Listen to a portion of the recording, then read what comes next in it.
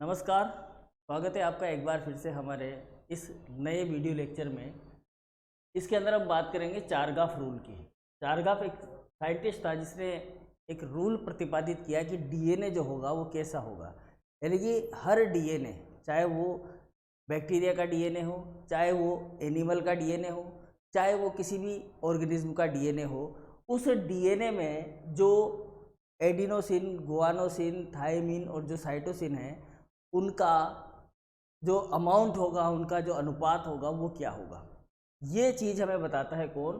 चारगाफ rule. ठीक है, तो इस चारगाफ रूल के आधार पर ही हमारे डीएनए की संरचनाएं प्रिपेयर होती है, संरचनाएं बनती है। जैसा कि हमने प्रीवियस वीडियो के अंदर देखा था कि जो डीएनए होता है वो 4 प्रकार के बेस जो होते हैं हमारे, एडेनिन, गुआनिन, थायमिन, साइटोसिन, इनसे मिलकर बना होता है। इसके अलावा इसके साथ में शुगर जुड़ा हुआ होता है और शुगर के साथ में फॉस्फेट जुड़ा हुआ होता है। ठीक है, तो यहाँ पर ये बताया गया कि जो हमारे पास में ये एडिनोसिन और गुआनोसिन है, ये प्यूरिन होते हैं, और ये जो दूसरा होता है पिरामिडीन होता है। ठीक है, ये तो क्या होते हैं? प्यूरिन होते हैं, और ये पिरामिडीन होते हैं। ठीक है, ये क्या होते हैं? पायरिमिडीन होते हैं। तो इनका अमाउंट कितना होगा? ठीक है, डीएनए के अंदर ये कितनी मात्रा में पाए जाएंगे, इसके बारे में हमें बताता है कौन? चारगाफ रूल। ठीक है, तो चारगाफ रूल क्या होता है, क्या क्या हमें इसके अंदर याद रखने की ज़रूरत है और क्या क्या हमें पढ़ना चाहिए, ताकि जो हमारा एग्ज़ाम में जो क्वेश्चन आएगा उसको हम आसानी से सोल्व कर पाएँ। ठीक है, तो यहाँ पर हम आज इसी के बारे में बात करेंगे कि चारगाफ रूल जो होता है वो क्या होता है। ठीक है, चलिए, तो सभी जीवों में डीएनए की जो मात्रा होती है, डीएनए की जो मात्रा होती है, उसके अंदर मात्रा टी के तथा जी की मात्रा सी के बराबर पाई जाती है। जैसे कि एडेनिन की मात्रा टी के बराबर पाई जाती है, मतलब जितना ए होगा उतना ही क्या होगा? टी होगा। ठीक है, जैसे 10 एडिनोसिन है डीएनए के अंदर, ये डीएनए का स्ट्रैंड है, डबल स्ट्रैंडेड डीएनए है ये। ठीक है, इसमें एक स्ट्रैंड के ऊपर यहाँ पर ए है, यहाँ पर जी है, यहाँ पर टी है, यहाँ पर सी है, फिर ए है, जी है, टी है, सी है, फिर ए है। ठीक है, तो ये जब बंधेंगे, इनके अंदर जो बॉन्डिंग होगी, तो ए की डबल बॉन्ड टी के साथ में बॉन्डिंग होगी, जी की ट्रिपल बॉन्ड सी के साथ में बॉन्डिंग होगी, फिर यहाँ पर टी की ए के साथ में बॉन्डिंग होगी, सी की ट्रिपल बॉन्ड के साथ में जी से बॉन्डिंग होगी। ठीक है, इसी प्रकार से एडिनोसिन की थायमिन के साथ में, गुआनोसिन की साइटोसिन के साथ में, थायमिन के साथ में एडिनोसिन, और साइटोसिन के साथ में गुआनोसिन, और एडिनोसिन के साथ में वही वापस थायमिन। तो इस डीएनए स्ट्रैंड के अंदर, ये जो डीएनए स्ट्रैंड हम देख रहे हैं, मान लेते हैं ये 3 प्राइम टू 5 प्राइम है, और यहाँ पर ये 5 प्राइम टू 3 प्राइम है। इतना सा ही हमारे पास क्या है? डीएनए स्ट्रैंड है। ठीक है, तो इस डीएनए स्ट्रैंड के अंदर ये किसी भी जीव का हो सकता है, ये किसी भी जीव का डीएनए स्ट्रैंड हो सकता है, चाहे वो प्रोकैरियोटिक हो, चाहे वो यूकैरियोटिक हो, चाहे वो आपका कोई सा भी बैक्टीरिया हो, वायरस हो, कोई भी हो सकता है। ठीक है, तो इसके अंदर जो न्यूक्लियोटाइड है आपके, वो न्यूक्लियोटाइड के अंदर, यानी कि डीएनए के अंदर एडिनोसिन की मात्रा जो होती है टी के, और गुआनोसिन की मात्रा सी के बराबर हो पाई जाएगी। कैसे? जैसे यहाँ पर कितने एडिनोसिन है, पहले यहाँ गिनते हैं अपन। एक एडिनोसिन है तो एक टी है। ठीक है, एक एडिनोसिन इस स्ट्रैंड के ऊपर, दूसरा एडिनोसिन इस स्ट्रैंड के ऊपर, तीसरा एडिनोसिन। ठीक है, तो इस एडिनोसिन पर तीन ए हैं, तो यहाँ देखेंगे हम, तो इधर 3 टी मिलेंगे हमें, 1 2 और ये 3 टी।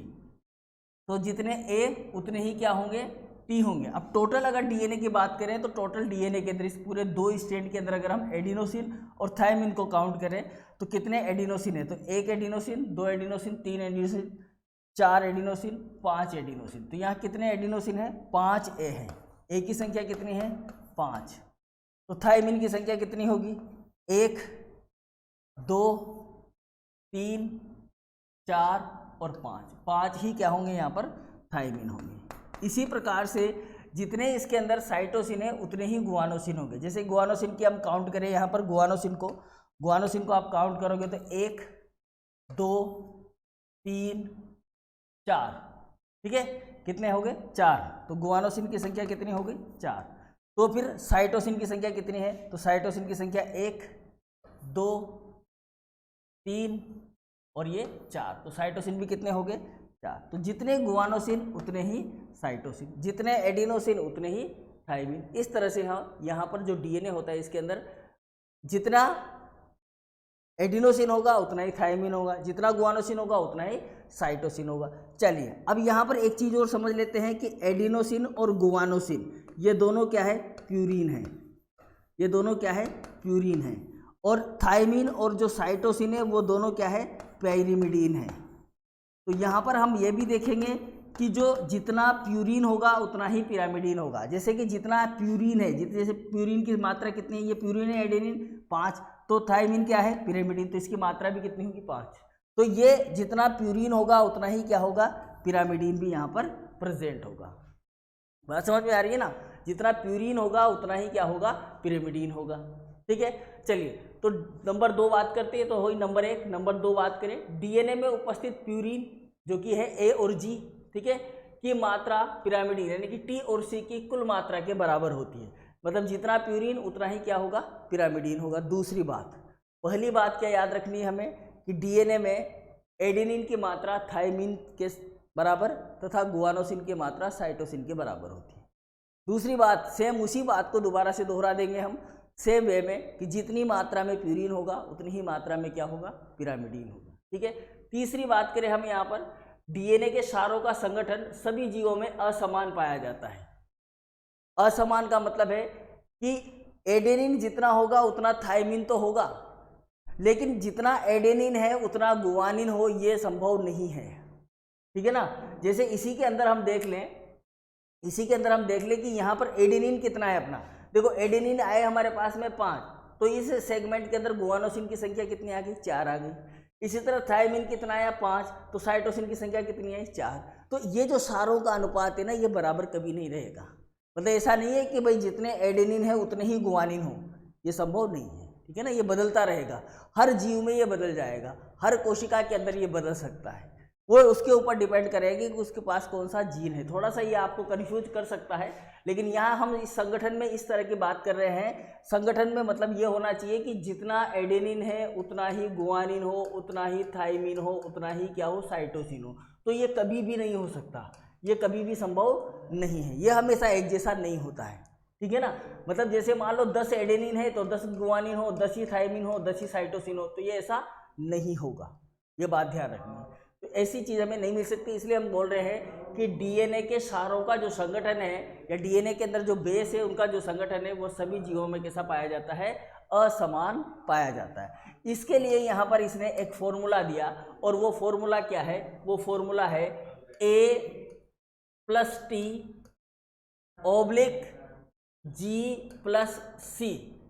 का अनुपात सदैव 1 नहीं होता है। आप इसको ऐसे भी लिख सकते हैं, नॉट इक्वल टू 1। ठीक है ना, कहने का मतलब है A+T/G+C कभी भी 1 नहीं होगा। जैसे मान लेते हैं मैं कहता हूं कि 10 A है, कितने A हैं, 10 A हैं, और 10 A हैं तो T कितने होंगे जी, 10 होंगे। लेकिन मैं कहूं कि G 5 है तो G 5 है तो C कितने होंगे, 5 होंगे। तो अब इसको अगर हम भाग दें यहाँ पर, तो 10 और 10 कितने हो गए, 20 हो गए, 5 और 5 कितने हो गए, 10 हो गए। इसका भाग इसमें देंगे तो कितना आएगा, 2। तो यहाँ पर आंसर क्या आएगा, 2, यानी कि 1 नहीं होगा। ये बात ध्यान रखनी, ठीक है। तो ये फॉर्मूला है जो हमें याद रखना है, जो चारगाफ का फॉर्मूला है। बहुत सी बार पूछ लिया जाता है कि चारगाफ फॉर्मूला लिखिए। तो चारगाफ फॉर्मूला क्या है, A+T/G+C नॉट इक्वल टू 1। ठीक है ना, 1 के बराबर नहीं होगा। अब देखो, अगर कोई डीएनए है आपके पास में, कोई डीएनए स्ट्रैंड है, फॉर एग्जांपल ये डीएनए स्ट्रैंड है आपके पास में, डबल स्ट्रैंडेड डीएनए स्ट्रैंड है, ठीक है। और इस डीएनए स्ट्रैंड में क्या हो रखा है जी, इस डीएनए स्ट्रैंड में अगर हम कहें कि A+T मतलब जैसे कि यहाँ पर A होगा तो यहाँ T होगा इसे, जैसे यहाँ पर A है, यहाँ पर A है इस स्ट्रैंड में, तो यहाँ पर T होगा। ठीक है ना, बात समझ में आ रही है। यहाँ पर G है तो यहाँ पर C होगा, यहाँ पर A है तो वापस यहाँ पर क्या होगा, T होगा, यहाँ पर G है तो यहाँ पर C होगा। ये समझ में आ रहा है, ये डबल बॉन्ड से जुड़ेगा, ये ट्रिपल बॉन्ड से जुड़ेगा, ये डबल बॉन्ड से, और ये ट्रिपल बॉन्ड, इस तरह से हमारे पास में होगा। सिस्टम, ठीक है। तो हम क्या कर रहे हैं, यदि a प्लस टी मतलब कि a प्लस टी की मात्रा g प्लस सी से क्या हो, ज़्यादा हो, तो ऐसा डीएनए कहलाता है एटी डीएनए। देखो a प्लस टी क्या है, ज़्यादा है g प्लस सी से, तो इसका अनुपात 1 से ज़्यादा होगा, इसे एटी टाइप डीएनए कहेंगे।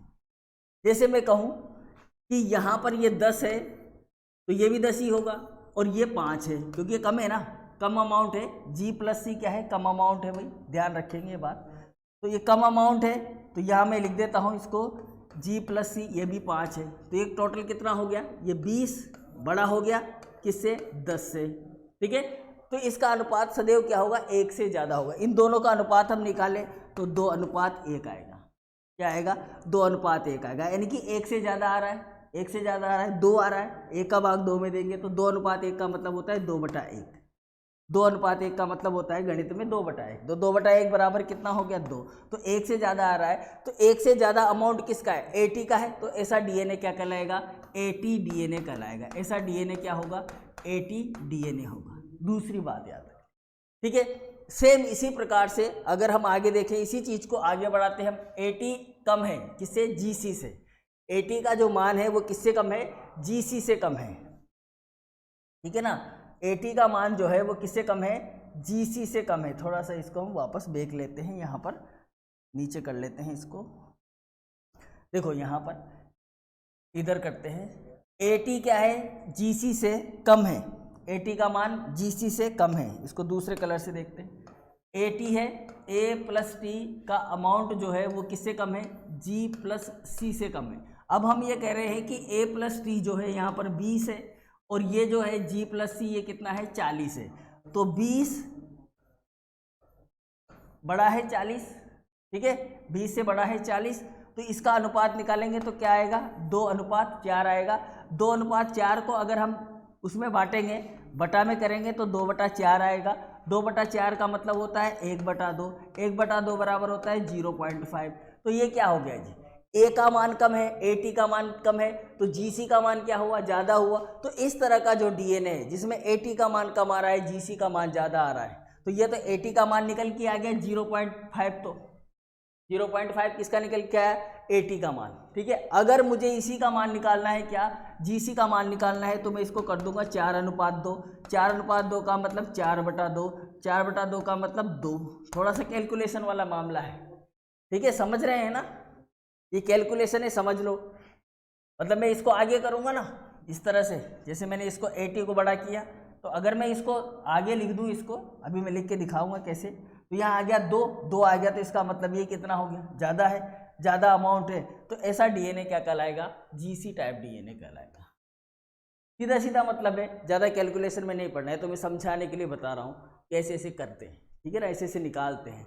जब आप निकालेंगे आगे बड़ी कक्षाओं में जब जाएंगे पहुँचेंगे, तो वहाँ पर हमें जीसी एटी का अनुमान वहाँ पर निकालना होता है, ठीक है। पैराडॉक्स बनाना पड़ता है, ग्राफ बनाना पड़ता है डीएनए का, ठीक है, कितना अमाउंट डीएनए है, आइडेंटिफिकेशन करते हैं, कितना इसमें एटी है, जीसी है, पीसीआर करते हैं, उस समय भी इसका ध्यान रखा जाता है। तो ये सारी चीज़ें जब हम करते हैं तो आगे बड़ी कक्षाओं की बातें। फिलहाल हमें इतना समझना है कि अगर एटी का मान ज़्यादा है तो वो एटी टाइप डीएनए हो गया, और अगर जीसी का मान ज़्यादा है तो वो जीसी टाइप डीएनए हो गया। 2 लाइन याद रख लेंगे, ठीक है। अब चारगाफ नियम से भी ये मान्य हुआ कि वास्तव में, क्योंकि इसका सिस्टम चेंज नहीं हो रहा है, ये हमेशा सभी जीवों में बराबर रहेगा, तो इसी नियम के आधार पर ये प्रतिपादित हुआ, ये फिक्स हुआ कि जो डीएनए होता है वही क्या होता है, अनुवांशिक पदार्थ होता है। तो ये भी क्वेश्चन आ जाता है कि किस नियम के आधार पर कहा जाता है कि डीएनए एक अनुवांशिक पदार्थ है, तो वो कौन सा नियम है जी, चारगाफ नियम। चारगाफ नियम के आधार पर कहा जाता है कि डीएनए एक अनुवांशिक पदार्थ होता है। बात समझ में आ गई होगी, ठीक है। चलिए, तो हमने देखा, दोबारा से एक बार फिर से छोटा सा रिवाइज कर लेते हैं इसी चीज़ को हम, कि सभी जीव जो हैं उनमें डीएनए में एडेनिन की मात्रा थायमिन के बराबर तथा गुआनोसिन की मात्रा साइटोसिन के बराबर होती है। दूसरी बात हमने कही कि जितना प्यूरिन होगा उतना ही क्या होगा, पिरिमिडीन होगा, ठीक है। डीएनए में जो क्षारों का संगठन है वो कभी भी समान नहीं पाया जाएगा, असमान होगा। क्षारों का संगठन मतलब A, G, C और जो है आपका क्या है ये T, ठीक है, AGCT जो है ये बराबर नहीं होगा, कभी भी ये बराबर नहीं होंगे, है ना, ये कभी भी बराबर नहीं होंगे, ठीक है, ये कभी भी बराबर नहीं होंगे, ठीक है। इसी तरह A प्लस टी, इसका जो फॉर्मूला है A plus T upon G plus C कभी भी एक नहीं होगा। दूसरी चीज़ हमने कही कि AT का अमाउंट ज़्यादा है तो उस DNA को हम बोलते हैं AT टाइप DNA, और अगर GC का अमाउंट ज़्यादा है तो उसको हम बोलते हैं GC टाइप DNA, ठीक है। और इसी नियम के आधार पर यह मान्य हुआ कि DNA एक आनुवंशिक पदार्थ होता है। बात समझ में आ गई? चलिए अब आगे आ जाते हैं हम इसी का ही नेक्स्ट पॉइंट जो है हमारा, वो है स्ट्रक्चर ऑफ DNA। और ये वाला जो पॉइंट है ये हम पढ़ेंगे नेक्स्ट क्लास में। तब तक के लिए good bye, thank you very much. तो स्ट्रक्चर ऑफ DNA हम पढ़ने वाले हैं, ये हमारा होगा नेक्स्ट लेक्चर, उसके बारे में बात करें। क्योंकि चारगाफ रूल जो है भाई, मैं इसलिए यहाँ पर ड्रॉप कर रहा हूँ, थोड़ा छोटा लेक्चर इसलिए बनाया है ये मैंने, कि ये जो चारगाफ रूल है, चारगाफ रूल की 6 बातें आपको 5 नंबर दिलवाएंगी। कितने नंबर दिलवाएंगे? 5 नंबर। 5 नंबर का शॉर्ट क्वेश्चन आता है, 2 भागों में बटा हुआ, 5 नंबर के क्वेश्चन में चारगाफ रूल पूछ लिया जाता है। तो ये इसलिए मैंने इसको केवल एक अकेला ही वीडियो लेक्चर रखा है इसका, है ना, ताकि जब भी आप पढ़ो इसको चारगाफ रूल को 2 से 4 बार जब भी देखो, समझना है हमें, बार बार इसको समझना है। बहुत इंपॉर्टेंट रूल होता है चारगाफ रूल, और 5 नंबर का क्वेश्चन हमारा यहाँ से बनेगा, ठीक है। तो हम अब जो है नेक्स्ट वीडियो में बात करेंगे स्ट्रक्चर ऑफ DNA की, ताकि हर टॉपिक का एक अलग अलग वीडियो आपका बन सके। तो जब भी जिस पॉइंट को आपको देखना है उसे आप आसानी से देख लें, ठीक है भाई। Thank you.